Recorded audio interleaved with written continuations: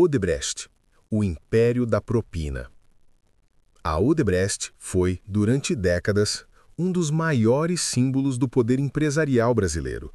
Fundada em 1944, na Bahia, por Norberto Odebrecht, a empresa começou como uma pequena construtora regional, mas rapidamente se transformou em um conglomerado multinacional de engenharia, petroquímica e infraestrutura. Ao longo de mais de 70 anos, a Odebrecht participou de algumas das maiores obras da América Latina: hidrelétricas, rodovias, metrôs, estádios de futebol e até projetos no exterior, em países da África, da América Central e dos Estados Unidos.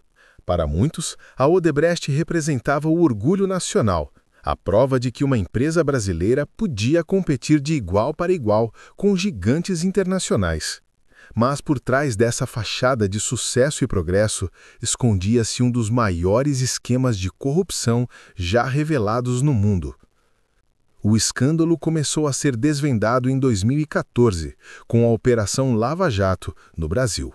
Inicialmente, a investigação mirava contratos superfaturados da Petrobras, mas logo descobriu-se que empreiteiras, como a Odebrecht, estavam no centro de um esquema bilionário de propinas. A empresa havia criado um verdadeiro departamento de propina, uma estrutura paralela e altamente organizada, responsável por gerenciar pagamentos ilícitos a políticos e partidos em troca de contratos públicos. Esse departamento tinha softwares próprios, planilhas secretas, apelidos codificados para políticos e até contas em paraísos fiscais. As revelações foram estarrecedoras. Executivos da Odebrecht confessaram ter pago mais de 700 milhões de dólares em subornos, espalhados por pelo menos 12 países. O esquema não se limitava ao Brasil, alcançava Peru, Colômbia, México, Venezuela, Angola, República Dominicana, Panamá e outros. Em cada país, a lógica era a mesma. A Odebrecht financiava campanhas políticas, pagava propinas a governantes e, em troca, recebia contratos bilionários de obras públicas. Era um ciclo de corrupção institucionalizada que se repetia em escala global. No Brasil, a Odebrecht esteve envolvida em alguns dos maiores projetos da última década, como a construção de estádios para a Copa do Mundo de 2014 e obras para os Jogos Olímpicos de 2016. Muitos desses contratos foram superfaturados, com parte do dinheiro desviada para políticos e partidos. O impacto foi devastador. Bilhões de reais drenados dos cofres públicos, obras inacabadas e uma crise de confiança sem precedentes. As consequências políticas foram profundas. Presidentes, ministros e parlamentares de diferentes países foram citados nas delações. No Peru, por exemplo, 3 ex-presidentes foram investigados por envolvimento com a Odebrecht. Na República Dominicana, protestos massivos tomaram as ruas contra a corrupção.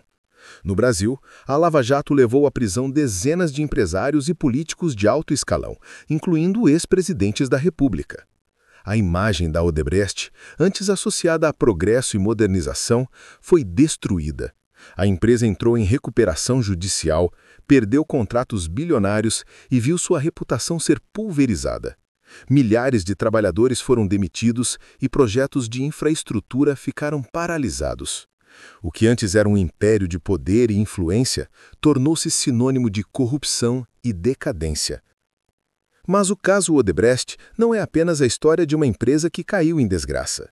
Ele é também um retrato de como a corrupção sistêmica pode corroer democracias inteiras.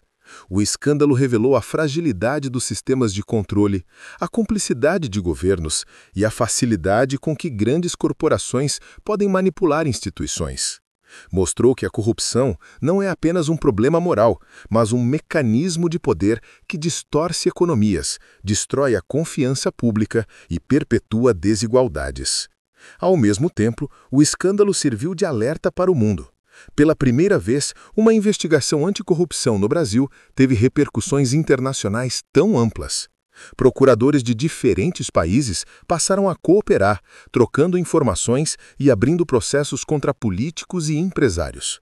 A Odebrecht tornou-se um exemplo global de como a corrupção pode se espalhar além das fronteiras e de como é necessário um esforço conjunto para combatê-la.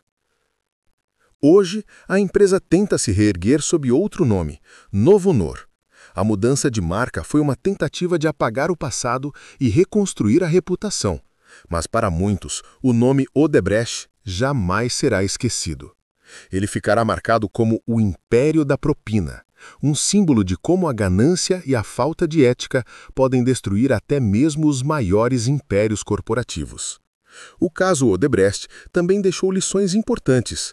Mostrou que a transparência e a fiscalização são fundamentais para evitar abusos.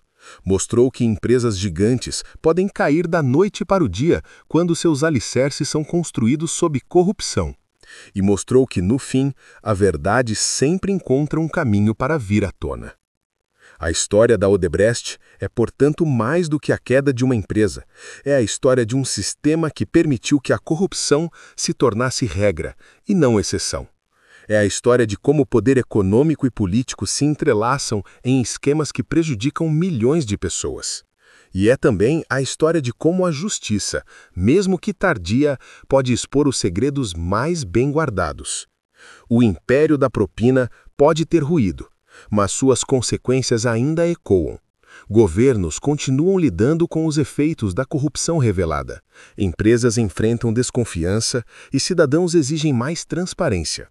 A Odebrecht, agora Novonor, tenta sobreviver em um mundo que não esquece facilmente.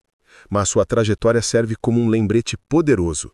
Nenhum império, por mais rico e influente que seja, é indestrutível quando constrói a sua base sobre a corrupção.